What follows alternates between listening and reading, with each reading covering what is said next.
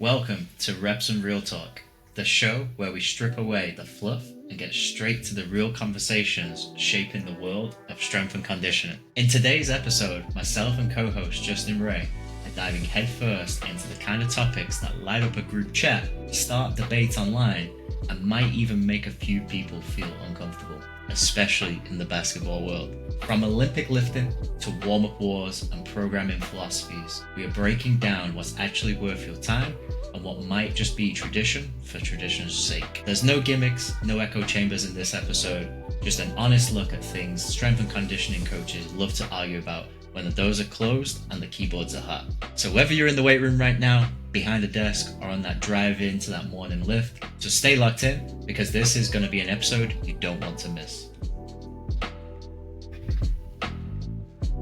Yo, boss, how we doing? How we doing, boss? What's going on? What's new? Not much, honestly. Another episode, we're back. We're talking about the most controversial topics in S&C today, which is going to be a fun one, right? I think so. I think people like controversy sometimes and like to voice their own opinions, so let's talk about it. And there's nothing better than talking about controversy because you can voice your opinion as well, especially now that I'm out of full-time S&C. I can talk more shit about S&C and get away with it. Absolutely. But before we get into that, any life updates? Well, we're exactly 11 days away from the batch, which is or vacation, which is going to be fun. So, you ready for that?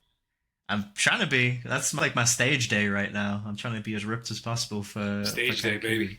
Yeah, let's go. Yeah, I'm ready. I hope you're ready because it's going to be a fun one. Yeah, first experience is always the best experience, right? Absolutely. So, all right. Which one should we get into first in terms of that most controversial topic? Let's go with the Olympic lifts. Oh, the best, right? The one that there's always two sides of this one. There's the Olympic lifts are the god of all exercises, the best exercise, right?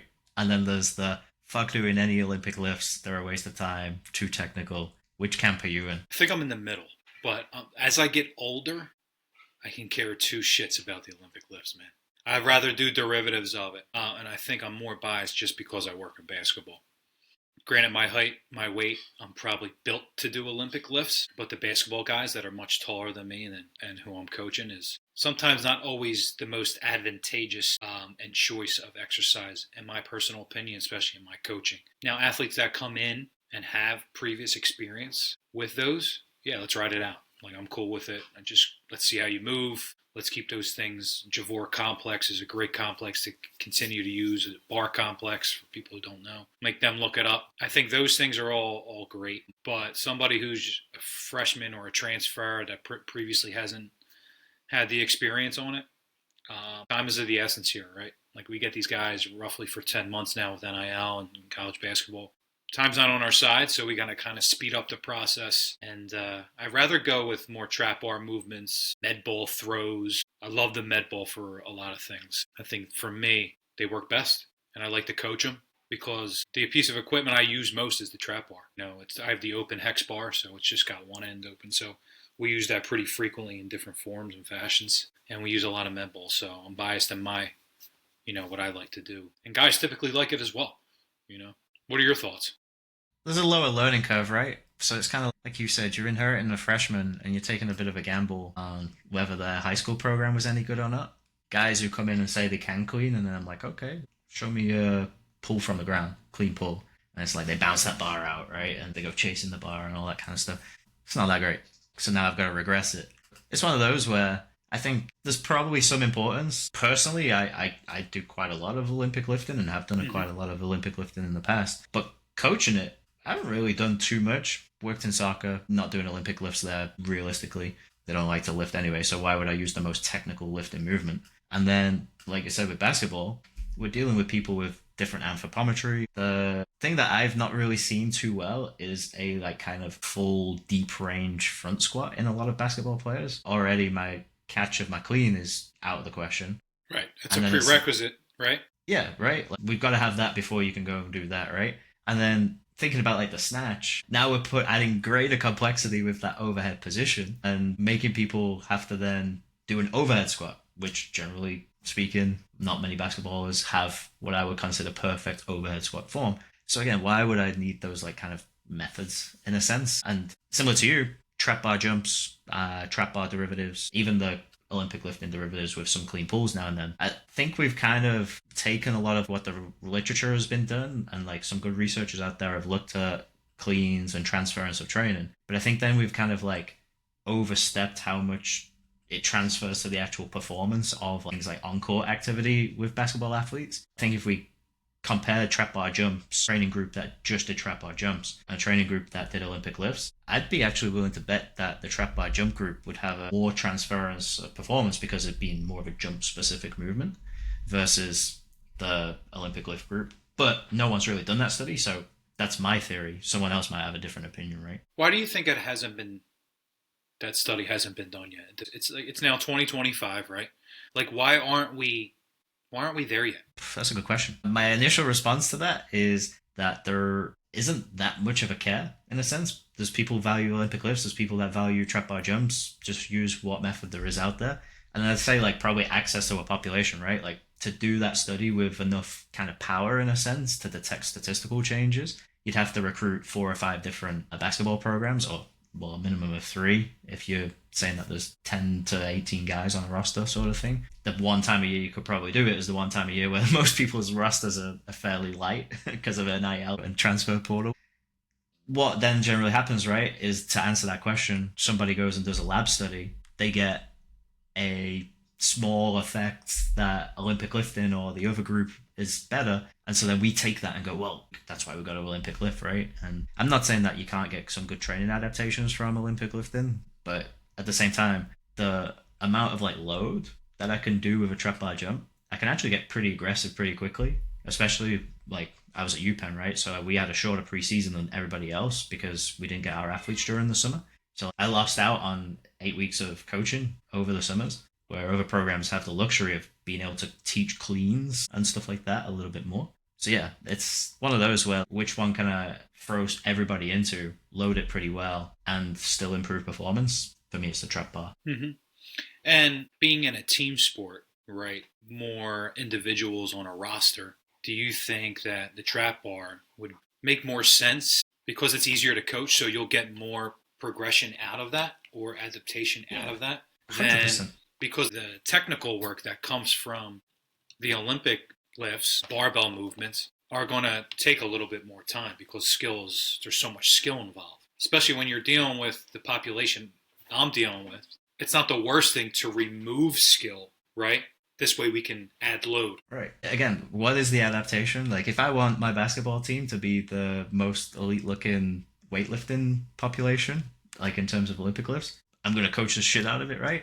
I just don't think that skill, as much as it is coordination and it is a very technical movement to do. So if you do perfect it, generally speaking, you're in a higher percentile of strength and power most of the time, right? Like you don't see unathletic Olympic lifters most of the time, except for like big heavyweights out there. And even then they're strong as fuck. So again, I'm not going to like discredit that as a kind of method, but at the same time, ease of coaching, and it's not lazy coaching, it's effective coaching, right? I can coach the shit out of Olympic lifting, and you have your USAW, right? So you've obviously got your experience, you're certified to do that type of coaching. And the thing is, like, even as a USAW coach, like, you're kind of in the middle. Like, you're not dying and living and breathing by Olympic lifts only because you recognize your population doesn't do that well with it. So for me, what I would say to people like yourselves is if you were going to coach it, and others out there, do that training study that we just talked about. Have a bit of your group where they do trap bar only, and have a bit of your group that do Olympic lifts, and like create some internal data of what metrics improve. Because I think that at the end of the day, probably both will get you the same place. But then if you unmatch the loads, which one can you generally drive more forces from, get greater rate of force development and things like that quicker?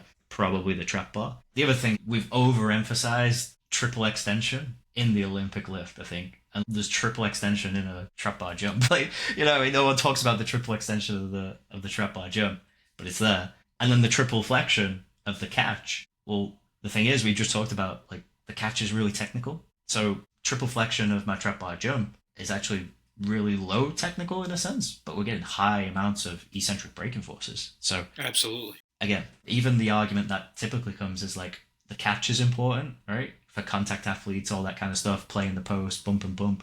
Well, actually, is it that important, or is it actually the eccentric braking forces that are like the thing that are important out of it? Yeah. and where you are on the catch of those eccentric braking forces in the trap bar compared to that front squat ish position, you're still going to be able to load more. Normally, as well, like with the Olympic lift, right? Like if you load higher, you might end up catching in the power position rather than catching in a deep squat. And then as the load gets even higher, you just have to match the bar. So if you don't have that like range of motion, you're fucked. You're bailing out of the bar every single time. Would you say that kind of like, obviously you mentioned using trap bar and things like that? Like would you throw in kind of high pulls and things like conventional high pulls and stuff in your program, or not really? I more like I like the low pull better. I don't like the trap bar high pull. I don't know. It doesn't look right to me. I think it looks like almost like we're giving that athlete something that they shouldn't be doing. Like that awkward weird pull that's a little wider than it should be, and I'd rather keep that exercise with more of a local movement with a dumbbell, even a barbell, right? But I like the low pull, the jump shrug position with the trap bar the best. I just think that the trap bar high pull looks super awkward, in my opinion, and I feel like you're not getting what you're supposed to be getting out of it. Because guys are like, their torso's leaning forward, their heads are down instead of looking vertical. Your hips break, so your ass is sticking out. It's like, it's just weird, right? It doesn't look right. I feel like it shouldn't be done. Yeah, Because and then what's the eccentric looking like after that? It's like you're in that standing position. There's no break. It's super awkward. It's super weird. I don't know. That's just my personal opinion. Like anybody that doesn't maybe look like really proficient with it, just for me, I just think it looks horrible. And especially with a 7-footer, like it's gonna look horrible, and they're not probably loading anything. yeah. The only thing that I would say where they are loading something is the traps. So it's a good way of getting your shrugs in. If you know what I mean, Then like a just do the high local, shrug. Right. But in terms of like, you know what I'm saying, like No, I get it. Yeah, it's like it's it's a more range of motion. There's greater range of motion. I do agree that people look pretty awkward when they do that. it just doesn't look like it's supposed to be done. I'm gonna kind of go back on like something that I've done in the past because I used to call that a high pull, but the reason why I was calling it, sorry, trap bar, what you're talking about, where it's kind of a bit more of a low pull shrug, I used to name that in my programs as a high pull because it was kind of like, okay, I want you to try and get it up there a bit with a little bit of elbow bend, especially when it's heavier, right? But then what happened was then when we do lighter stuff, it's like the high pull's all the way up here, and it's like, oh, well, actually, I kind of don't want you to go much above belly button, kind of with the bar. So all of a sudden, my language of what I called the exercise was wrong. I should have probably called it a low pull, but then, like, you know, like I'm not thinking about that in the past. And I argued with a couple of colleagues about that in terms of it is a high pull, it's not a high pull, whatever, because we had a huge naming convention thing because we all shared the same workout builder. So if you wanted to call something and have a video for it, you had to all call it the same thing. But one thing like I've seen you post about before, and like I like this as well, that's why I'm going to bring this up, is that kind of like high pull to like drop catch type position. I just call it like it's like a loaded snap down. Like Snap you're down. on your toes, which is it gets difficult as you start getting into those upper percentages of load, right? But I really like it because it's a pretty simple exercise to teach. I do think that, and once the athlete gets to do it a few times, and it's part of our program too. Like I teach the snap down and landing, and a lot of this off season work is eccentric, right? So for me, it's just something that I kind of added in my program, and it's just pretty much focused on eccentric. That's it, right?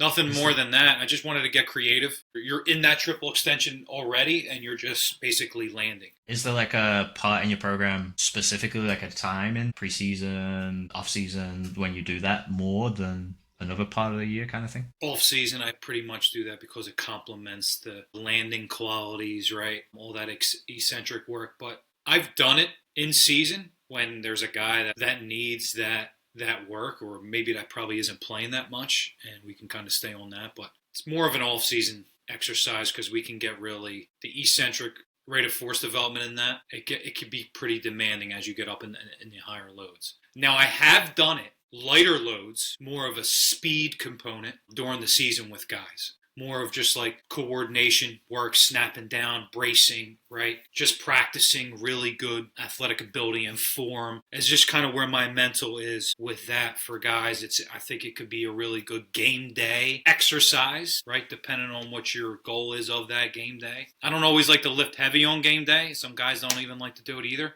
So sometimes moving things, and we don't lift post game. Pre-game work is going to be fast for me. I like those things. I think they feel more prepared, and guys are more inclined to do it. But yeah, it's just as simple as that. I don't have much data on it. It's just something that a snap down is part of our landing protocol, like when we first start, and then we just progress to boxes, right? And then we start loading it up with the trap bar, and it became a cool exercise to load eccentrically, really. Yeah, that's interesting that you used that progression and then you kind of related it to the snap down, because what I did is kind of similar, but that's why I guess I called it a drop catch. I almost linked it to what would be my Olympic lifting progression. So instead of teaching the Olympic lifts, right, I did the trap bar high pull or trap bar pull earlier on in that late phase off season, because a lot of times, especially the last place I was at, the athletes I wasn't even working with, so I had to give them a relatively simple movement to do, but something they could start to progress load linearly and stuff.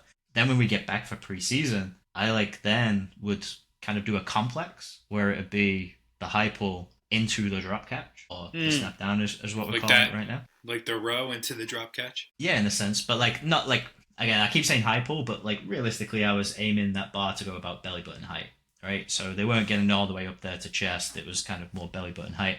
But doing a linear periodization of load across the weeks of preseason with that, and then the emphasis of less pull, more catch, and then dropping down the loads as we got closer to season, and then actually transitioning then where we would just kind of use it as a warm-up set for that to then complement the trap bar jumps. So I used it as a primer to get ready for the loads that come with trap bar jumps, because we're going to be jumping a lot higher and those landing forces are going to be a lot greater than the drop catches, but accommodating through preseason where on-court load and everything else was high as well, and we're chasing a lot of adaptations in a lot of places. So that was kind of like my process where you kind of went with the snap down coordination, right? That phase and loading that snap down. I kind of used it as get ready for the trap bar jump by triple extension in the high pull emphasis when you're kind of doing that a little bit more on your own. We coach it as a complex, the triple extension and the triple flexion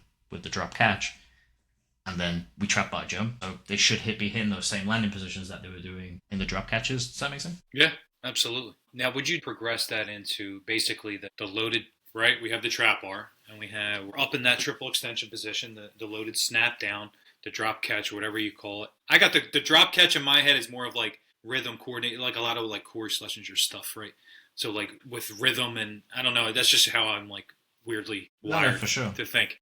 But that's kind of where it's the same I thing. was thinking about it with that. Sorry, there's it's coordinated rhythm, right? So it is. Eventually, we were doing kind of the reactive split squat stuff that I think actually you posted about this recently as well. So we would move into that type of work. So there was kind of always this theme, but we would just use different exercises. So that's why I kind of consistently called it drop catches. You're not actually catching anything, but I was in that drop catch moment.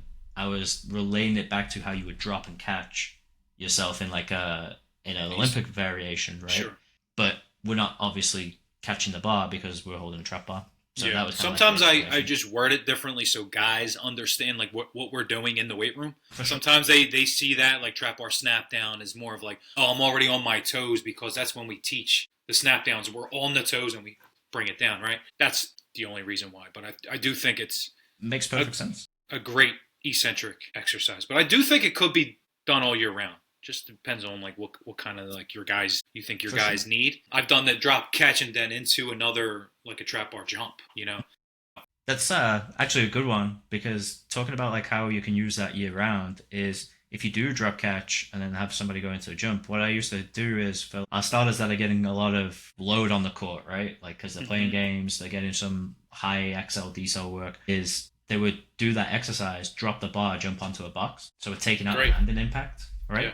Whereas the guys who are playing low minutes, I was just kind of what you talked about, we'll just go vertical with this one. They'll get a couple of horizontal ones where they'll either broad jump or land on the box, depending on how they're feeling. So that's kind of how I situated some of that stuff to make it happen year round because we trap bar jumped year round no matter what. Yeah, It's just the load, the intensity, changes. the type of landing, the type of jump. That was what was kind of the principles that we would change. But the themes were from day one of preseason. Well, actually, not day one of preseason, but the last week of preseason, day one of in season, all the way through to conference play. We always trap bar jumped. Yeah, I always say like whatever I'm teaching in the off season, I'm probably going to resurface in season, right? And intensities and volume is just going to change, right, depending on that person. So yeah, If you were gonna coach Olympic lifts, when would you do it in your program right now? it would have to be like right now, off season. It's going to take the most time.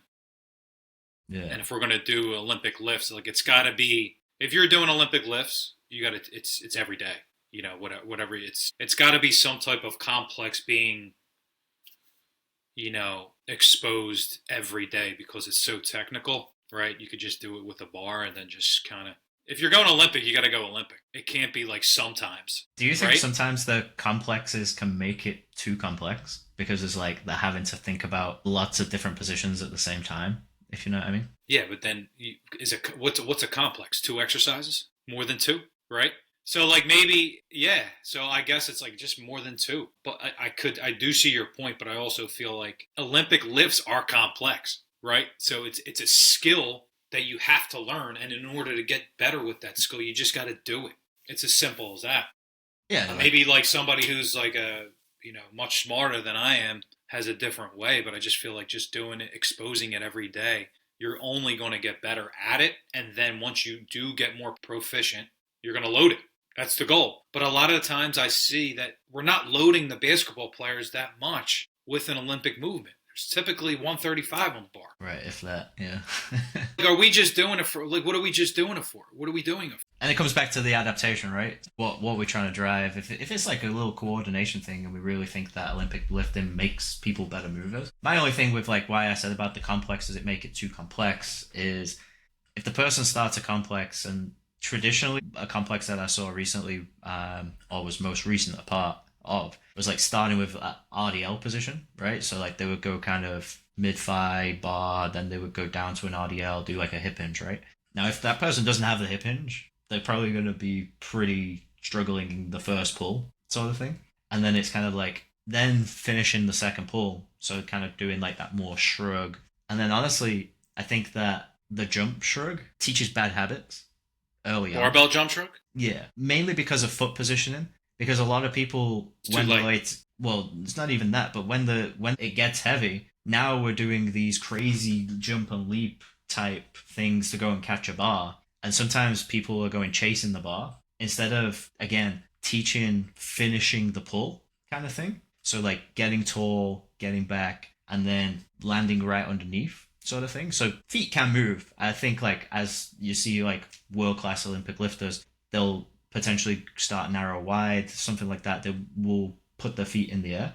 But the really fucking good ones, if you watch them train, it's calf raised back down. You know what I mean? The toes are still in contact with the floor. So I generally don't teach the jump in the Olympic lifts just because I'm trying to overemphasize, hey, finish your pull, finish your pull. So a lot of times what I've used as a regression is actually keep the heels down. And it's almost kind of like an upright row type pull. Because, again, what happens They're already there. Yeah, they try and get too quick. They're already in the air. They've not finished their pull. They're trying to now catch the bar. They're throwing themselves underneath, right? And so that'll only get you away with it too far. And I'm not a world-class Olympic lifter, but I have those habits, and I've had to like coach myself out of them, kind of thing. Because yeah, and I think to your point, a bar path is going to be better if your feet are on the ground, in my personal opinion, because you have to go vertical, right? Right. Yeah, absolutely. That's how I think I'm like. If you were coaching me up on that right now, like I feel like I want to get off the ground, but I can't. So my bar path is going to be a little bit more efficient than if I'm kind of jump out of my shoes and I'm getting this rounding effect, the crashing of the bar, right? So which again, if we're wanting jumps and we want feet to leave the floor, we already just talked about it, right? Trap bar jumps. Yeah, I went on a rant about that, but yeah, no, for sure. But you know what I'm saying? Like if that's how we want to coach the clean, to me it gives even more justification of why you should use trap bar jumping. Mm-hmm. That would be. And I think I'm biased to my field and where I'm working at in basketball. And I just like to give what works. Listen, we only get so much time in a weight room, and there's usually more than one person in the weight room. Flow matters. So if I'm going to sit there and coach and do all this, all that, like I don't want to waste a half hour doing that anymore. Like I just, where I'm at in my career, I like to get in. Guys there's energy in the weight room, and we get to it. And it's just something that I feel like is easier, more efficient to teach. I'm using the trap bar. That's my personal opinion. That's what works for me. And the other thing on that, right? Like that safety aspect of it. Now let's think about it where we're working with the professional athletes when we last worked together, right? What if somebody does a clean, catches wrong, sprains their wrist? It can happen. It does happen. It does happen. You know what I mean? And so it's like, why would I use exercises that just have that little bit more risk? Especially the higher up I go. So even at the college level, they're almost pros. Like now they're all getting paid, so they might as this is a Ramsey quote, I believe. It's paid non-professionals, right? So that's what the reality of it is. So again, like I don't want to fuck up guys and potentially run the risk of doing that. So yeah, I mean, for me, fairly in the overrated category. I don't really use the Olympic lifts too much, but if and when I need to, or if an athlete really is adamant that they want it to be coached in it, I'll end up using them. And to the listeners, I'm not against Olympic lifting. I do enjoy Olympic lifting once in a while. But for who I'm coaching, you got to understand who you're catering towards. I honestly think Olympic lifts, and the biases come in with Olympic lifts, should I say, are because S&C coaches are normally pretty good at Olympic lifting. Like we're normally okay Olympic lifters, especially if we work on it quite a lot. So then we think because we're strong and we're powerful that will transfer over to other things, but we're not playing basketball every single day. Absolutely. And it looks good. It looks really cool. Like when you're good at it, it looks really fucking good. It's the most technical lift. Like the snatch is the most technical of the Olympic lifts. Clean is the second one. There is no other resistance training exercise that's more technical than those two to execute. Like there's impressive feats of strength with like strongman and back squat and deadlifting 1,000 pounds and all that kind of stuff. But like, there's nothing more technical than like, somebody who can do 315 clean. It's impressive for sure. Then put them on the court after that though. See how they feel. Exactly. Correct. Let them run up and down. Correct. Go lateral a little bit, and we'll see how that goes. So, another thing that I think that's a little bit overrated, I've seen recently, the Vipers. The long tubes that people use. Definitely a basketball culture thing. I've never seen these before coming into basketball. We, at the G League Blue Coats, we had a weight room filled with them and maybe didn't use them as much as we would like to admit. But like, what are our thoughts on those type of tools, Justin? I just think there's just so many other ways to train. Like, why do we really need to use, like, can we use a kettlebell? Can we use a dumbbell? You know, these long cylinders that are, how much do they go up in weight? Honestly, I don't know. We had some pretty big ones. I'd have to Google that. But like, can't we use something else? Like, Probably. what? First of all, I'm not bringing all these things out onto the court. Just not going to do it. I'd rather bring a trap bar out on the court before I bring that out, to be honest with you. I get all the 3D movement and it looks great. I just not too much of a fan of it. Like, I don't know why. Yeah. I just think it's like cultish. Just because you see some people using it, it's just like everybody, like, I have to use this in basketball. Just because you work in basketball doesn't mean you got to use this thing. For sure. That's just who I am. I'm sorry. Like, you want my scientific? I don't have that. I just don't like this big, gigantic tube where I'm just like spinning and doing all these things where like, that's for the court. That's skill. Like these dudes are super reactive. Like they're super skillful. Basketball is an unbelievable sport. If you're not watching it and you're not there every day and you're coaching other teams and you're not at practice and you're not watching your players, I don't need this tube to train my players. I just don't. I don't know why. I can't give you any other reason.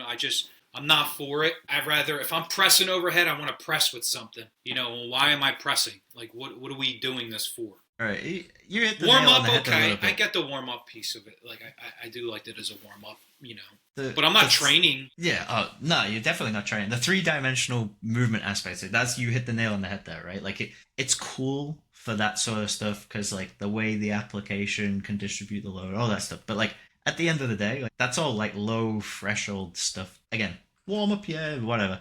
But like, if that's a primary stimulus for a day, what did you really do? In now this kind of like yoga slash strength training mentality, maybe there's some importance for certain guys hitting certain positions. And I honestly, the only thing that I could see for those tubes being really useful actually is just like counterbalance. So allowing them to get into a slightly deeper position and breathe in that position. But again, it's all mobility warm up stuff. Like, I don't think it, and even then, I don't think it primes the system to go out and like truly play basketball at a high intensity.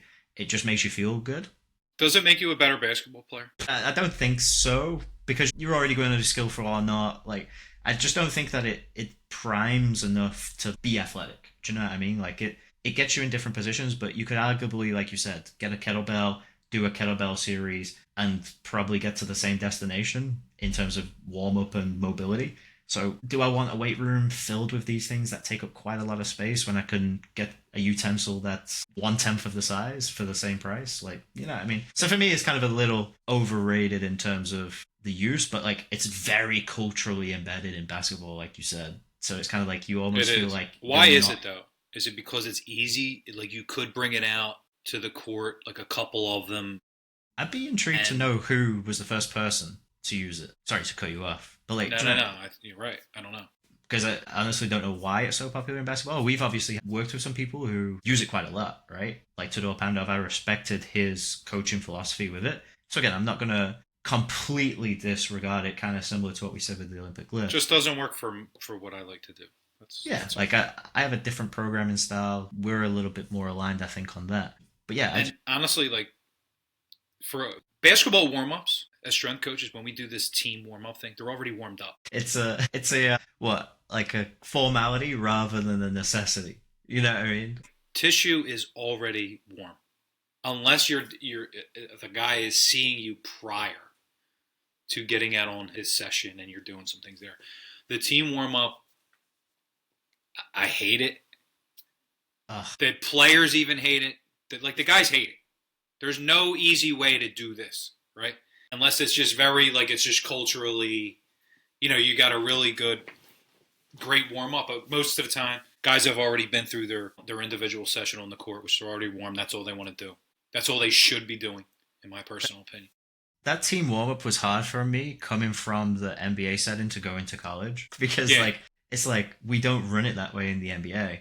So I tried to change the culture of that, and we did for 1 year. And then the next season, we reverted back to it because one of the team captains, oh yeah, I really like to stretch after doing the shooting. We made it where it was more like you were in your shooting groups, and then if you were not in a shooting group, you was doing the mobility work during that time rather than sitting there just sitting around. You know, like what guys do. So we made it kind of a little bit more time scheduled, like the NBA is. And then all of a sudden, that's not cool for certain guys because that's taken now away from their like pre-game, go on my phone and text and do whatever I want to do. So, oh, now before 20 minutes on the clock, whatever it is, we got to do a band stretch. And I'm like, why the hell would we do static band stretching? I mean, so, but we still got a band stretch. So, all right, dynamic band stretch, whatever. So again, became a formality. it's for me. Like I get it, but it's just waste time. Right. You could I do think it. it does. Like, yeah, this we could go on a rant about this for a while, especially with the college guys. Like we're just keeping them busy until the Yeah. At the end of the day, there's only 5 guys who are going to step out on the court for the first tip. You know, with those 5 guys, technically, really need to like warm up because the other guy's going to go and sit on the bench anyway. And like, we're happy to sub people in and sub people out with zero warm up at that point. Like, some people might dive on the bike now and then. You know what I'm saying? yeah. But there's usually if you have a bike on the bench, there's one. So Yeah. So that's what I mean. It's you know, normally the veteran guy who like has been hurt in the past, needs to keep his muscles yeah, warm. You know what I mean? But yeah, the whole warm up culture that also is kind of a controversial topic, I think. yeah, it is. I think we start too early. Like we start way too early. You know. I honestly, again, came from the soccer background, and I thought that was a long warm up until then. Like I started seeing how much we try and cram in basketball, kind of thing, and it's like, wow, like we really didn't prepare ourselves very, very well for this game if we have to do so much in terms of structured shooting, stretching, running, dynamic, you know what I mean? Layups. Realistically, killers are going to go on court and they're going to. Mm-hmm. To me, yeah, it's just we dove into a different subject matter with the Vipers and all, but I just don't think maybe I got to get more educated on it.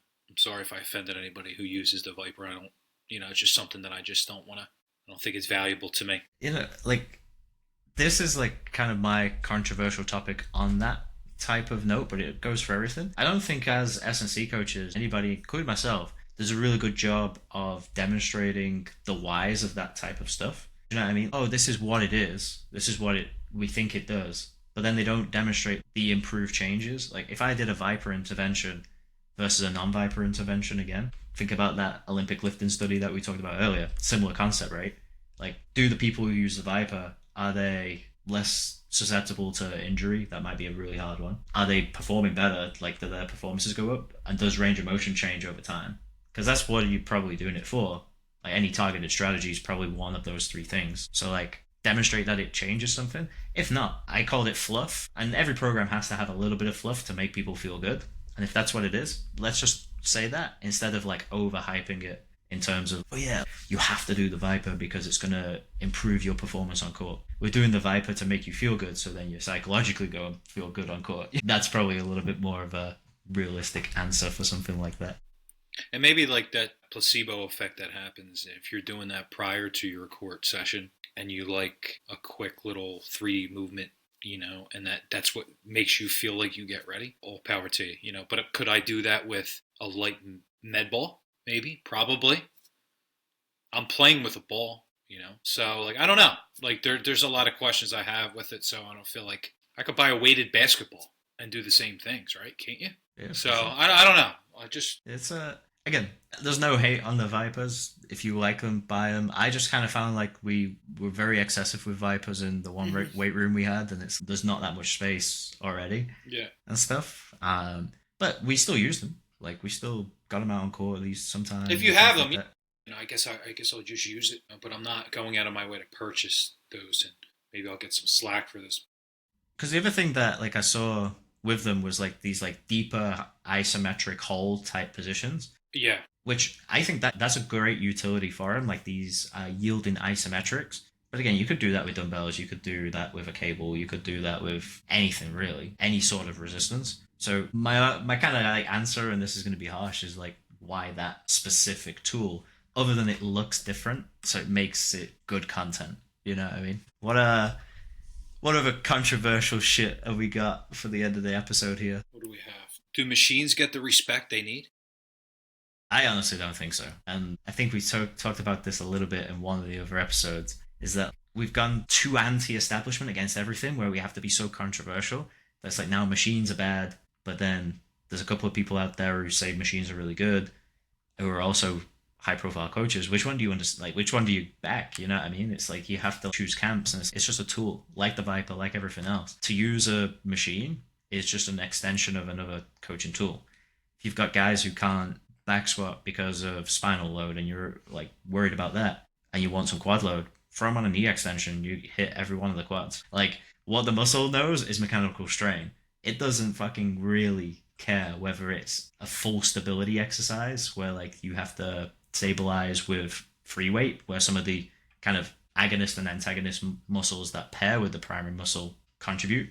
But like, if we just want load and strain, machines are the best method, in my opinion, because it takes that stability band out of it. I made a post about this on my Instagram. Can I use a hack squat and instead of using a back squat and still make it like more of a power exercise, right? Would that benefit me more because there's more stability, more local recruitment, I guess? Yeah, I mean, absolutely. It's providing you the safety rails of being able to target the load very specifically to the joint that you're moving around. So that's where like that sort of stuff. So for bigger individuals in the population we work with, may help them a little bit more get into, I guess, better positions, proper positions, than the risk of putting just back squatting, just the back squat, or box squat. Typically, you can adjust that base plate as well, so they need less ankle dorsiflexion to get deeper into their squat, things like that. There's the pendulum machine that I really love right now. So there are machines out there that are really designed to do some of this loaded plyometric training for any base size, position, ankle restriction, whatever you've got, which we always have those in basketball. So yeah, it's kind of funny how I think it's more the older traditional coaches, the functional training, who are more anti-machine. But it's like, it's funny because then it's now that same person's anti-barbell, right? You're anti-machine, you're anti-barbell. You ain't got many methods left. Dumbbells and kettlebells, you know what I mean? Like, yeah, sure, you could get away with training just with those two things. But why would I throw out tools that are useful for everybody? You know what I mean? The only, again, I think we talked about this, but like the only bad side of machines is just square footage. You got a small weight room, it's hard to kit it out with a ton of machines. Yeah. If you've got the square footage, then they're definitely well worth the salt. So, and flow. All right, let's piggyback off of that. Square footage is an issue. What would be one piece of equipment that you would use that you can get a little bit of both? And I'll tell you mine. That's a great fucking question. Smith machine. Yeah, Smith. Yeah, that would be where I would go to, honestly. Don't think that we typically see Smith machines that much in high performance environments, actually. We need them. We need them. And ones that can interchange the barbell attachment to it. Why don't we have them more? Why don't we see them more in college weight room? Honestly, you could still do Olympic movements on it. You can do a more structured, probably a heavier actual high pull on that thing because of the track that it's on. Just say we have a really big rack where you can get taller people and big athletes on, right? Do they make racks like that? Like, I wonder if like a Sonex or someone on Powerlift, like I wonder if they have because a combo rack like that would be insane in like a college weight room. That's all you would need. Professional environment, yeah, because you've got your best of both worlds. Like guys who need stability, get on that side of the rack. Guys where we're doing more free weight shit, get on that side. You've got me thinking about that one because I use Smith machine quite a lot these days, especially because I'm kind of more so bodybuilding and isolating muscle groups. The Smith is great. You can like our job is to like complement the athlete with their sport, right? So most of the time they're with us. College, they're with us and they're not playing their sport as much off season. Like not everybody in college gets that like Division I treatment.